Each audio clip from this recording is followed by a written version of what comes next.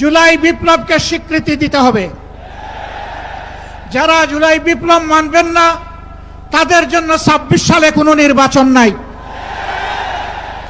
২৬-এর নির্বাচন দেখতে হলে আগে জুলাই বিপ্লবের স্বীকৃতি লাগবে। এদেশের মুক্তিকামী মানুষের কথা একটাই, জাতীয় সংসদ নির্বাচনের আগে গণভোট অনুষ্ঠিত হতে হবে। গণভোটের ব্যাপারে সকল দল একমত, তাহলে তারিখ নিয়ে এই বায়নাবাজি কেন? একমত হয়ে যখন স্বাক্ষর করেছি সবাই, তখন গণভোট আগে হওয়াই হচ্ছে যুক্তিযুক্ত। এর মধ্য দিয়ে আইনি ভিত্তির পাটাতন তৈরি হবে ইনশাআল্লাহ। আমাদের দাবির ব্যাপারে আমরা হিমালয়ের মতো অনড় থাকব, কারণ এই দাবি জনগণের দাবি, কোনো দলের দাবি নয়। এই দাবি বিপ্লবের দাবি, এই দাবি ফ্যাসিবাদের দাবি নয়।